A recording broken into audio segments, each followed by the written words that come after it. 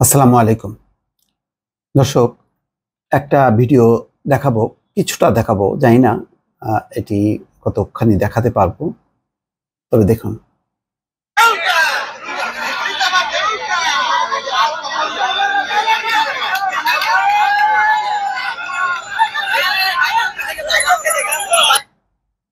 আর না দেখায় দর্শক, নিশ্চয়ই বুঝতে পারছেন, একটা বয়স্ক মানুষ, তাকে প্রহার করছে তরুণরা। কারাই তরুণ আমি জানি না, কিন্তু ঘটনাটি আজকের। তাকে পিটিয়ে রিকশায় তোলা হচ্ছে, হাতে লাঠি। কেন লাঠি থাকবে? কেন পিটাবে? কেন? সে কি কোনো বিক্ষোভ করছিল, মিছিল করছিল?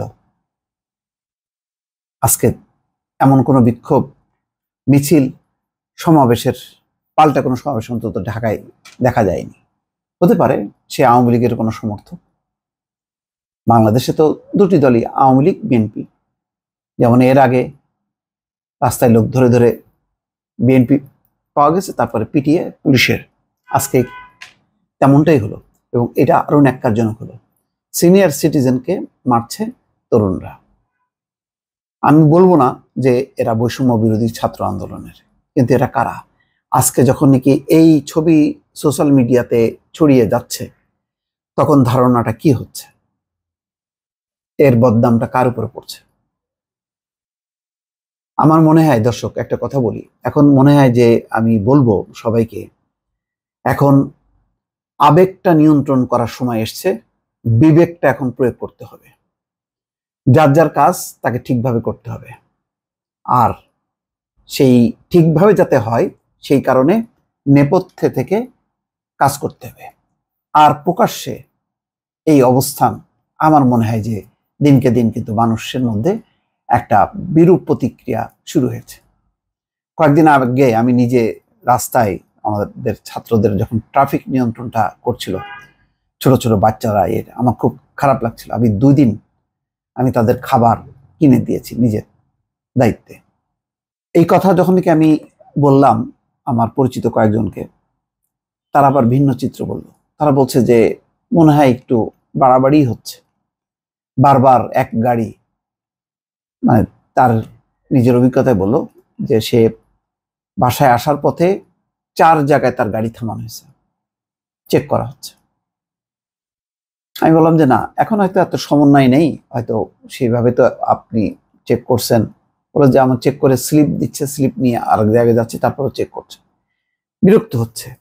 আমার মনে হয় যে ছাত্ররা বাংলাদেশে একটা যুগান্তকারী পরিবর্তন ঘটিয়েছে, যেটা সত্যি আমরা অসহায় ছিলাম, জিম্মি ছিলাম। আমি এখনো হতাশ না, তারপরেও বলছি যে সতর্ক হওয়ার জন্য। সতর্ক হওয়ার সময় এসছে। যথেষ্ট আবেগ ভালোবাসা প্রদর্শন করেছে, কিছু কিছু ক্ষেত্রে খারাপ লাগলেও এখন আমার মনে হয় যে মানে সেই আবেগটা নিয়ন্ত্রণ করে বিবেক অর্থাৎ বুদ্ধি বিবেচনা করে কাজগুলো এগোনোর দরকার। মানুষ যাতে বিরক্ত না হয়ে যায়। এত বড় অর্জন, এই অর্জনটাকে আমাদেরকে রক্ষা করতে হবে। সেই কারণেই দর্শক আমি ওই প্রথমে এই ভিডিওটা দেখিয়েছি। আরো বেশ কিছু দৃশ্য নিশ্চয়ই দেখেছেন, যেভাবে রাস্তায় রাস্তায় দাঁড় করিয়ে মোবাইল চেক করা হয়েছে। রিক্সায় একজন দেখলাম, মহিলা আসছে, তার মানে চেক করা হচ্ছে। কি দেখা হচ্ছে? যে বঙ্গবন্ধুর ছবি আছে কিনা, সেখানে কোনো শ্রদ্ধা নিবেদন করেছে কিনা। আজকে অনেকেই করেছে, কিন্তু এত প্রতিকূল অবস্থার মধ্যেও দেখলাম আমি এমন হয়েছে যে ছাত্র আন্দোলনের সমর্থন করছে এমন কেউ কেউ, তারা কিন্তু ঠিকই বঙ্গবন্ধুর প্রতি শ্রদ্ধা নিবেদন করেছে। তারা এই শেখ হাসিনার রেজিমের সঙ্গে বঙ্গবন্ধুকে মেলায়নি। দুর্ভাগ্যজনক, শেখ হাসিনার জীবনের সবচেয়ে বড় যে এই বঙ্গবন্ধুর নামটা, স্বাধীনতা মুক্তিযুদ্ধটাকে এমন ভাবে তার দুঃশাসনের সাথে জড়িয়ে ফেলেছে যে মানুষ যখন খেপেছে তখন একসঙ্গে সবার বিরুদ্ধে খেপেছে। আমি দোষ দিব না এটার জন্য, এটা ঠিক আছে প্রাথমিকভাবে, কিন্তু এটা ধারাবাহিকভাবে চলতে পারে না। ধারাবাহিকভাবে চলতে পারে না।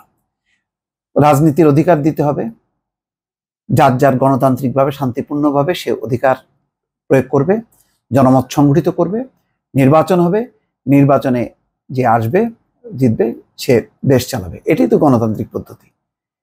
এক স্বৈরশাসক এক পক্ষকে রাজনীতি করতে দিল না, আমি এসে আরেক পক্ষকে দেব না, তাহলে কিসের পরিবর্তন?